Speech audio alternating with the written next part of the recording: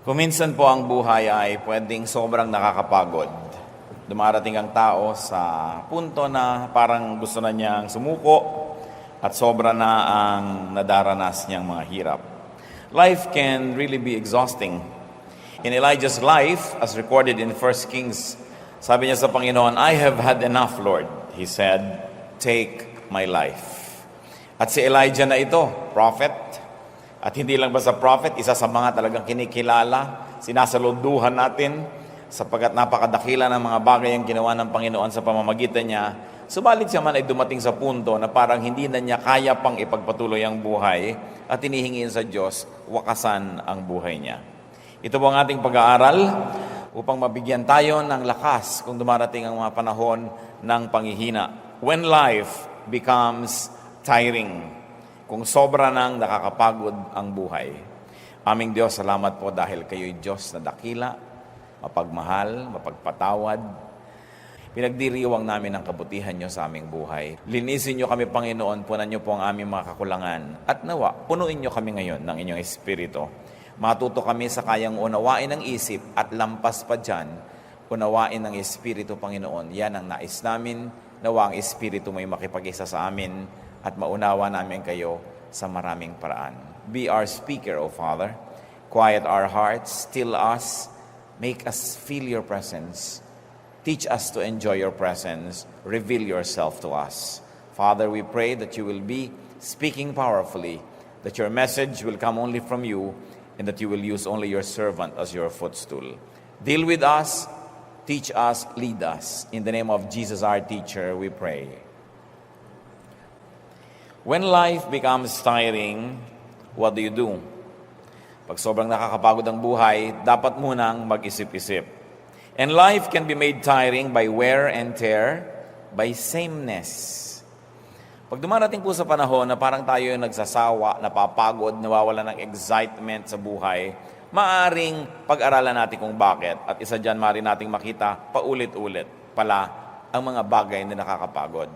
Same problems over and over again. Yung problema nyo sa nanay nyo, sa kapatid nyo, sa asawa, sa kapitbahay, sa co-worker, yun at yun pa rin. Same weaknesses, same failures that keep manifesting over and over. And then same non-eventness of buhay, of life. Yung non-event, wala namang nangyayaring kakaiba, yun na lang nang yun, wala namang nakaka-excite, parang pag umaga, naghihintay ka ng gabi, sa gabi, naghihintay ka ng umaga, paulit-ulit, yun na lang ba yun? Same non-excitement, same boredom, and sometimes same meaninglessness. It can happen in our life. Probably our sorrow, our lack of energy can come from same thoughts, same fears, same doubts. Yung kinakatakutan natin 10 years ago, yung pa rin ngayon. Yung mga pinagdududahan natin noon, yun pa rin. At yung mga pinag-iisip natin noon, paraan ng pag-iisip, takbo ng ating isip, yun at yun pa rin. Therefore, there are the same patterns, same routine, and same mechanical existence that make life tedious. Nakakapagod ang paulit-ulit na wala namang bagong nangyayari. So, we must never forget that while life can be made tiring by sameness, the same life can be made exciting and stimulating by change. Kung sobra tayong napapagod sa buhay, mag-isip tayo, meron akong kailangang palitan. Sapagkat may himalang nangyayari pag merong napapalitan. If you don't like the sum total of what you are doing, change the equation. Kailangan palitin yung mga inilalagay na elemento. Ayaw nyo pa ng lasa ng inyong sinigang, palitan nyo ang sangkap, palitan nyo ang timpla, palitan ang proportion. Hindi pala maganda ang bunga ng nangyayari sa ating buhay, palitan ng ating mga itinatanim, ang ating mga pag-uugali. Matthew 18:3, the Lord said, "I tell you the truth, unless you change, you will never enter the kingdom of heaven." So here is a major idea coming from Jesus, clarifying the importance of change. A change of heart, a change of mind, a change of disposition, a change of the way people think. So, you want to get out of a tiring life and you want to continue to be vibrant and alive and excited, have variety. It is important to introduce variety in our lives. Newness, for instance, because God is not God of sameness. Pati ang kanyang mga kabutihan ay iniiba-iba niya. Lamentations 3:22 and 23, the Lord's compassions are new every morning. The Lord doesn't just recycle His old compassions. May bagong mukha, may bagong korte, may bagong kulay, may bagong hugis, may bagong tunog ang kanyang mga kabutihan sa atin. At araw-araw may bago. Sa ating pong buhay ba, may bago. If we have become creatures of habit, gagising kayo ng ganong oras, iinom kayo ng ganitong kape, maliligo kayo ng ganong kahaba, gagamit kayo ng ganitong sabon, at isusot nyo yung ganitong damit, at gagawin nyo yung ganitong bagay, araw-araw, linggo-linggo, buwan-buwan, hindi po katakataka kung mapagod tayo sa buhay, kahit wala namang dapat ikapagod. But God is God of variety. In fact, creation was replete with connotations of variety. Nung nilikha ng Diyos ang mundo, ang unang-unang bumulaga sa atin na isa sa mga katangian ng Diyos ay gusto niya maraming pagkakaiba-iba. Tao lang nga una nilikha taong ganon, pagkatas mamaya pinatulog ulit, ginawang babae at lalaki para magkaroon ng pagkakaiba. Yun agad ang unang ginawa ng Panginoon sa kanyang creation, ang niyang ginawa na revision, nagkaroon ng change. Yung personality ng tao. Nagkaroon ng babae at lalaki. Genesis 1:11, let the land produce vegetation according to their various kinds. So hindi lang isang uri ng halaman, ang daming uri ng halaman. At sa magkakamag-anak na halaman, ang dami pang iba't ibang uri. Kaya kahit okra, hindi magkakamuka. Iba-iba pa ang pagka-okra, iba't iba pa ang pagka-bougainvillea, iba't iba pa ang pagkamangga. May manggang piko, may manggang kalabaw, may manggang Cambodian, mayroong kung ano-ano. Kasi ang gusto ng Diyos, iba-iba. Genesis 1:21, God created the great creatures of the sea and every living and moving thing with which the water teems, according to their kinds, and every winged bird according to its kind. So meron pang mga nilalang na nasa tubig, nasa lupa, nasa himpapawid, at meron pwedeng nasa himpapawid at lupa, nasa tubig at lupa, maraming mga variety. Genesis 1:25, God made the wild animals according to their kinds, the livestock according to their kinds, and all the creatures that move along the ground according to their kinds. So have many kinds. Kayo rin po sa buhay. Kumisan pati yung sapin sa kama, 10 taon na, yun na rin ang yun The same punda, the same everything. Tapos nagtataka pa kung bakit parang walang kulay ang buhay. Di ba maganda naman na meron tayong mga pantakip sa kama na hindi naman kailangan maging mahal ito Na pang Pasko, Pasko yung kulay. Meron pang Independence Day, red, white, and blue, nakahiga kayo sa watawat. Meron kayo halimbawang pang Holy Week, puro mga violet. Pwede kayong gumawa ng pang February, may mga puso-puso. It adds variety to life. Pati mga timpla ng pagkain, yun na lang nang yun lagi ang timpla ng adobo, hindi mag-eksperimento ng iba. Yun ang platong kinakainan, samantala ang daming platong nakatago at tinitirhan lang ng mga gagamba. Have variety. It's important because God is God of variety, and there is something magical that happens when things are changed. Yun ang hairstyle, pwedeng iniiba-iba yan. Damit na isinusuot. Hindi kailangan laging uniform, lalo't hindi naman talaga uniform sa trabaho, kundi nakagawian na lang, yun na lang ang yung suot mo. Vary the facets of your life. Vary your activities. Vary your calendar and even your sense of place. Iba-ibahin ang ayos ng mga muebles, ang arrangement ng mga mesa, ng kama. Iba-ibahin ang kung saan-saan kayo kumakain. Kuminsan kumain naman kayo sa labas. Kuminsan kumain kayo sa may gilid doon. Kumain kung saan-saan. At kung kayo ay biniyayaan na may konting garden, may konting terrace, doon naman kayo mag-breakfast. Mapaiba-iba. Para naiiba ang takbo at pintig ng ating puso. Pati activities. Try something new. A person must never stop trying something new and making new friends. Lalong-lalot kung tayo nagkakaedad na, ang balita na lang na natatanggap natin tungkol sa ating mga classmate ng elementary, mga kaibigan natin sa ating hometown, na isa-isa na silang nangamamatay, di ba? So puro na lang lungkot yung may darating na news, may nalagas na naman, may namatay. Make new friends. Because as your old friends continue to graduate ahead of you, It's nice to make new friends. May panahon para sa bawat bagay. Maiksi ang buhay, subalit ito'y sapat na para maraming gawin ng tao sa loob ng isang panahon ng pagkabuhay. Ecclesiastes 3:1, there is a time for everything and a season for every activity under heaven. So may panahon para sa bawat gawain, sapat ang panahon. So that's important. So make life exciting by changing some things, by variety. Make life exciting by renewal. Ba't may nire-renew? Binabago. Sabi nga po sa 2 Corinthians 3:18, we are being transformed with ever-increasing glory. So even our spirituality is being transformed every time. It's never the same. It's never the same. Because you are never in the same place ever again. Kahit sinabi mong, ay, December 25, Pasko na naman, it is never the same. Kasi ang mundo po umiikot sa araw. Akala nyo ba, pagbalik na gano'n, nandun sa the same place, yung araw kasama pang umiikot yan ng buong Milky Way, kaya hindi tayo bumabalik sa the same route every time. It's really never the same. So bakit kailangan maging magkakamukha ang lahat?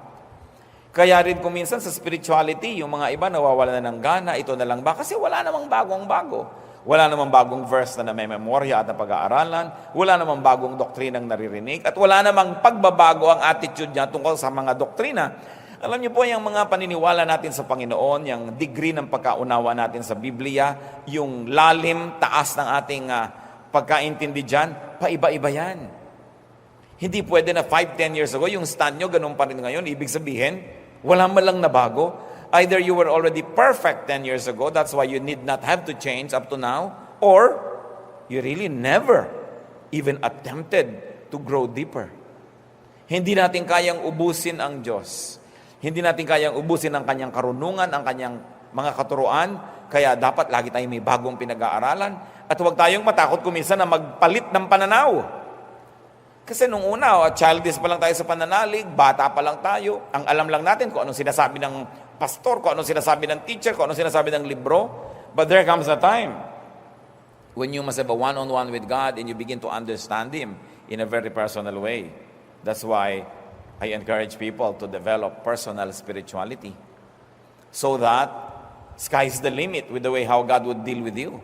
Hindi kayo limited ng pulpit, hindi kayo limited ng theology, ng isang local church o ng isang Bible school, sapagkat ang lahat ng tao dapat may connection yan sa Diyos.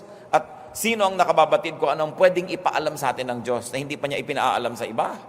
Napakaraming facets ang ating spirituality. That's why it need not be boring. Pero kung tuwing Pasko, kantata, tuwing Holy Week, 7 last words, siyempre, tuwing summer, may camp, tuwing ganito, may ganon, the same boring routine, even our spirituality and our religious life will become tiring. Kaya dapat pa iba-iba yan, hindi pare-pareho lagi. Pag tinambad na tayo at nahirati na tayo sa mga nakaugalian lamang, nag-uumpisa na tayong kalawangin, at nawawala na ng sigla ang lahat ng aspeto ng ating buhay. So, renew your mind. And very especially, because we're talking about life being tiring. Kung meron po tayong kasama ngayon, merong nakikinig ngayon, na nagsasabing sawang-sawa na ako sa buhay, pagod na ako sa buhay, isa lang ang gawin nyo, may iba ang lahat, renew your mind. Renew your thought. Renew your values and aspirations. Renew your position, your alignments, and things will change. Halimbawa, sawang-sawa na kayo sa ugali ng inyong asawa. Baguhin nyo naman ang pag-iisip nyo. Sabihin nyo, hindi siya magbago, babaguhin ko ang attitude ko sa kanya. Ayaw umuwi lagi, ginagabi na, so pababaunan ko nga ng hapunan. Diba? So sa umaga sa mo, honey, magbabaon ka Tupperware para makagabihin ka. Diba? Flashlight, ito, para hindi kagabi. Ba't hindi nyo ibahin ang attitude nyo, lalo sa mga bagay na hindi naman talaga magbago-bago, kahit kayo magpatiwati-wari, magpasirko-sirko, ayaw magbago. Hindi kayo ang magbago ng pananaw. Pagka hindi siya ang nanibago, at siya ngayon ang nagpasirko-sirko sa pagkalito. Yung mga taong ayaw magbago sa ating buhay, anong gagawin ninyo? Magmumukmo kayo habang buhay? Baguhin nyo ang inyong attitude. If they want change, well, you have the power not to change them, but to change your attitude. Then everything will change. Everything. Kung minsan kasi pinagpipilitan nating baguhin ang lahat sa ating paligid, kaya hirap na hirap tayo. Samantalang hindi naman nagbabago kahit anong gawin natin, edi mas madaling baguhin ang ating isip. Sabi sa Romans 12 verse 2, "Do not conform any longer to the pattern of this world, but be transformed by the renewing of your mind." Gusto nyong maiba? Ibahin ninyo ang takbo ng inyong pag-iisip. Then maiiba kayo. Kung dati na lang kayo laging nervyoso, di ba? Ibahin ninyo ang attitude nyo sa inyong kinakanervyosan. Pag nag-iisa na kayo, nervyosin kayo, ngayon sabi, wow, salamat, nag-iisa ko, walang abala, I can pray, I can sing, I can dance to the Lord. No? Pagka nag-aalala kayo, wala kayong kapera-pera, sabi, wow, walang mananakaw sa akin. Di ba? Sarap-sarap ng tulog ko. Walang malang kung alahas, makakapaglakad ako kahit saan ang walang alalahanin. Baguhin nyo lang yung pananaw, maraming maiiba. At hindi lang yan pangkondisyon sa sarili para utuin natin ang sarili natin para tayo sumaya. Kasi sinabi na nga be changed by the renewing of your mind. If you're not happy with the reality around you, make your own realities. Because everything is in the mind. Napakahalaga po na iisip natin ng ganitong mga bagay sapagkat ang buhay, marami tayong hindi naiiba. Kahit mo sikapin ibahin. So ba't mo naman iibahin? Di huwag na lang. Ibahin mo na lang ang iyong pananaw. And transformation begins with renewing one's mind. Ang tunay na pagbabago ay nagaganap sa loob ng isip ng tao. Begin changing things by changing the way you think. Renew what goes in your mind and you will definitely renew what goes out of it. So renew your mind. Ano po mga kapatid ang pinoproblema niyong napakatagal na? Hindi niyo naman malutas. Kayo lang nakakaalam niyan. I like you to really think about it. Then change your mind. May ugali ang anak niyo na talagang ayaw na ayaw niyo. Kahit naman daanin niyo sa santong dasalan, sa santong paspasan, daanin niyo sa galit, daanin niyo sa pag-ibig, daanin niyo sa lahat, hindi pa rin nagwa-work, palitan niyo na lang ang attitude niyo. Dahil anong gagawin niyo? Magiging miserable kayo buong buhay. There are things that can be changed, and there are things about which we must change our mind. Then renew your spirit. Psalm 51:10, "Renew a steadfast spirit within me." Isang malinaw na dalangin. Pagbaguhin niyo po ang aking espiritu. Baguhin niyo ang andar ng aking espiritu. And of course, this can happen through spiritual exercise. If you are not happy with your spirituality, if you are not happy with your spiritual strength, with your spiritual life, what do? Change your spiritual exercises. Then definitely the product will be changed. So change the pattern of your prayer, change the timing, change the place, change the way you study the Bible, change your schedules, change probably even the way you receive the Bible and its teachings, then definitely there will be a spiritual change in you. And it's important that there is that change. Renew your interaction with God, and you will definitely renew your actions.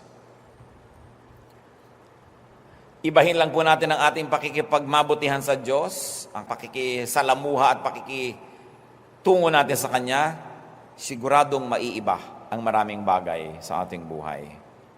At kung talagang napapagod na tayo sa buhay, renew your strength.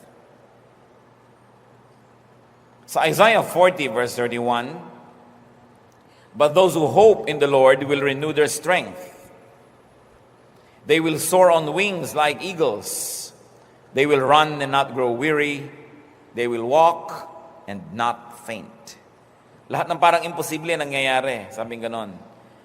Umasa ka sa Diyos at bibigyan ka niya ng bagong lakas.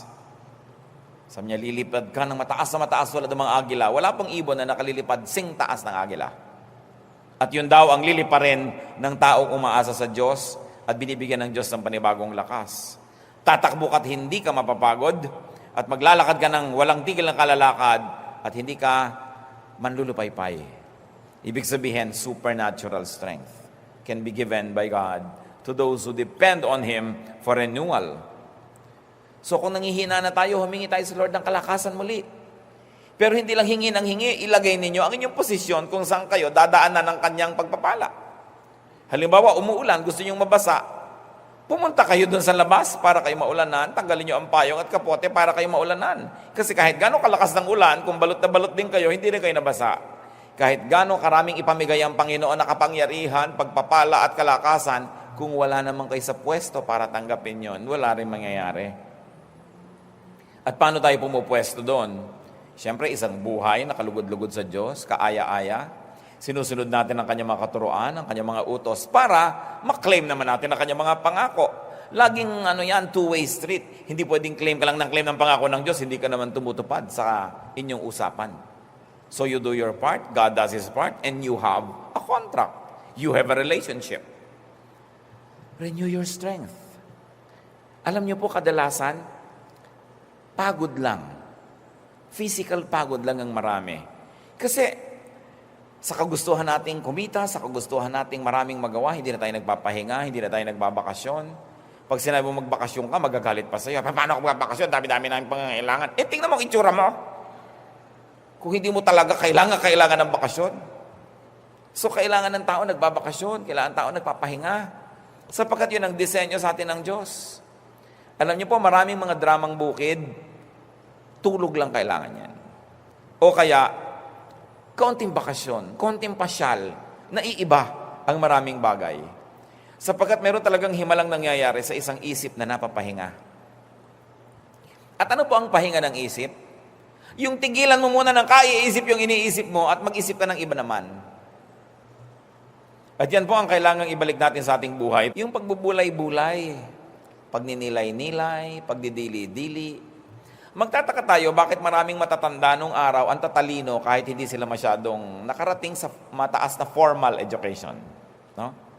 Kasi duyan sila ng duyan, ugoy ng ugoy sa silyon. Merong may effect sa tao. Yung uugay-ugoy ka, nare-relax kang ganun. Kahit sa mga sa psychiatry, yung inuugoy-ugoy kang ganun para medyo makawala yung iniisip mo at lumuwag-luwag ang iyong isip. Wala na sa mga bahay natin yung mga duyan-duyan at silyon-silyon. Wala na kasi tayong panahon na mag-isip. The art of doing nothing is important. Kasi lagi nilang paggising, bukas na ang TV.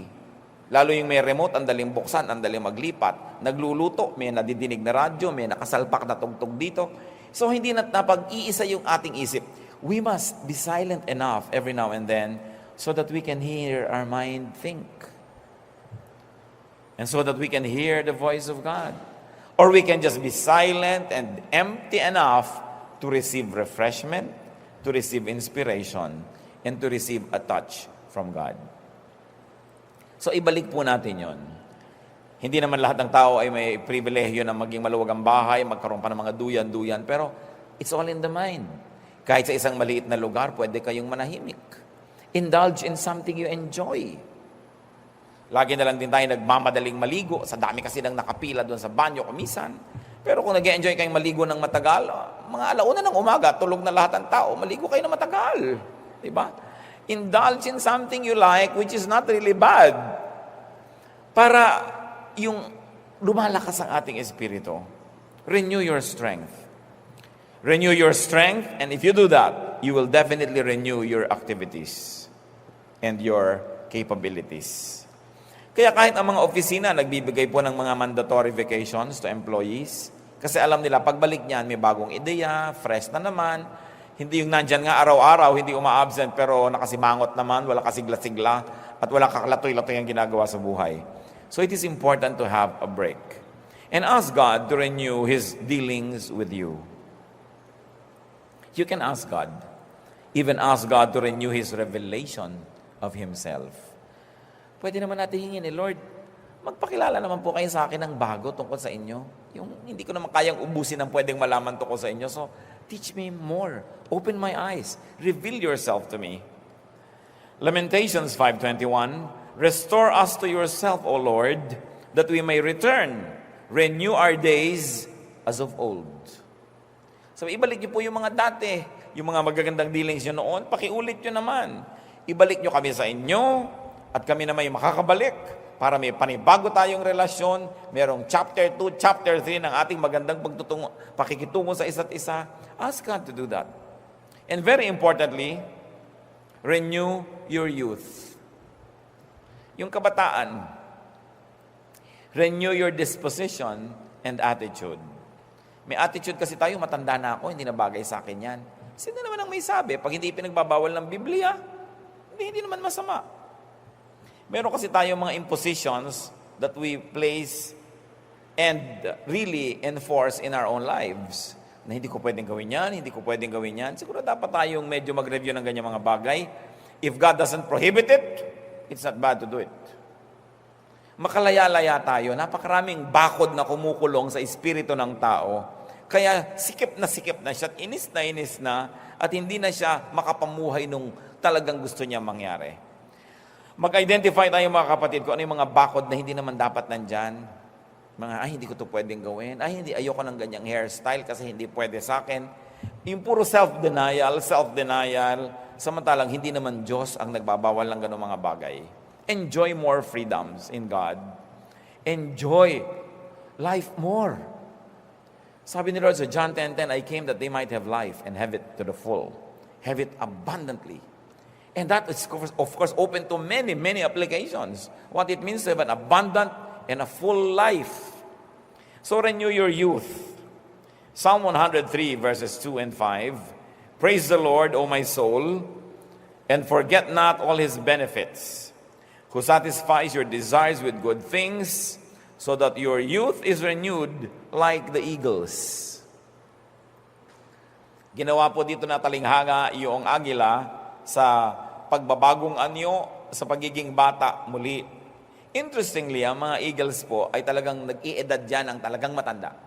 Humahaba talaga ang buhay ng mga agila. Huwag mo lang barilin at saltik-saltikin at huwag mo lang kalbuhin yung gubat na tinitirhan niya. Hahaba ang kanyang buhay. Pero pag tumatanda na ang kanyang itsura, alam niyo po ba na nalulugo ng kanyang balat, ang kanyang balahibo? Nasa oras na yun, parang ang pangit niya dahil kalbo at tanggal-tanggal, hindi pantay-pantay. At pagkatapos yung kanyang tuka, ay biglang parang lumuluma, parang ngipin na maluwag. At itutuka niya yan, matatanggal. Pero may tutubong bago. At pagkatapos may lalabas ang mga bagong balahibo. Pag nakita mo itong agila na to that was renewed, akala mo iba. Pero siya pa rin yun. Kaya sinabi dito, the Lord satisfies your desires with good things, so that your youth is renewed like the eagles. Kaya ginawa siya na example. Na pwedeng-pwede, na kahit may edad na tayo, magkaroon pa rin tayo ng anyo, ng lakas, sigla, pananabik sa buhay, na parang para lang sa mga bata. Hindi yung pagka tayo po ay nagkaedad na, parang inaantay mo na lang tawagin ka ng lupa. Kailangan meron tayong mga proyekto, meron tayong mga excitement, meron pa tayong mga inaasahang mangyayari para ang buhay patuloy na maging kasiya-siya. All in all, it's really just about changing the way we think. When life becomes tiring, you need a change of scenery. You need a change of pace. Kung mabilis, magbagal. Kung mabagal, bilisan. You need a change of focus and point of view. It's all a matter of point of view. Maraming mga bagay, pareho lang yan, pero iba ang pananaw ng iba't ibang tao, kaya ang iba't ibang tao, iba't iba ang nararamdaman tungkol sa bagay na yon. Pag umuulan at ayaw mo ng ulan, malungkot ka. Pero yung natutuwa sa ulan, masaya. So bakit hindi mo turuan ang sarili mo na bawasan ang ayaw mo sa buhay para nababawasan ang iyong mga kalungkutan? Ayaw mo pala sa ulan, turuan mo ang sarili mo na mahalin ang ulan at magustuhan yan talaga. Para tuwing umuulan, hindi ka kailangan malungkot kasi whether you're happy or sad, it will rain. That will not change, but you can change your attitude. Alam niyo po yung mga taong maraming ayaw, maraming hindi pwede, maraming kasalanan, mahirap sumaya. Ayaw pang mahiga kung ganito ang sapin. Ayaw pang kumain kung gano'n ang kutsara. Ayaw pang umupo kung gano'n ang silya. Ang dami-dami niyong hindi may enjoy sa buhay. That's why, to be happy in life, it's better to be easy. Just be easy. We don't mean morally easy, ha? Pero yung easy lang. Kung ano nandyan, sige. Bawasan po natin ang mga ayaw natin. Kasi yung mga ayaw, it's only in the mind, eh. You are only conditioned to like something or to dislike something. But then, through discipline, you say, papalitan ko ang attitude ko. Iibahin ko. Lalong-lalo sa mga bagay na hindi ko naman kayang ibahin, ang iibahin ko na lang yung isip ko. Katulad ng traffic, you get caught in the traffic, ang daming tao umiinit ang ulo sobra sa traffic. What can you do? You say, wow, mabuti na lang, hindi kami mag-overspeed, walang mamamatay sa banggaan. Kasi alam nyo, ang daming namamatay sa banggaan at aksidente pag maluwag ang kalsada. At lalo't hindi naman kayo nagmamaneho, di pwede ang dami nyo pwedeng ibang gawin, mag-isip, manalangin. Ba't di kayo magdala ng ganchilyo? Diba? Kung anong magawa nyo sa buhay, ang dami mga tao nakakapagtaka, inuubos ang panahon sa pagiging inip, ang dami-daming pwedeng gawin, pwede kang may madalang magawa sa buhay. So, it's an attitude. If what exhausts you cannot be changed, just change your mind about it. Because God, anyway, is God of change. God can help you if you're tired. But you also have to see what you can do as a human being. See, change your scenery, change your pace and speed, change your attitude, and it's impossible not to be happier in life. Aming Diyos, kami po ay nagpapasuri sa inyo, lalong-lalo kami mga kasama kami ngayon na napapagod. Pagod na, paulit-ulit.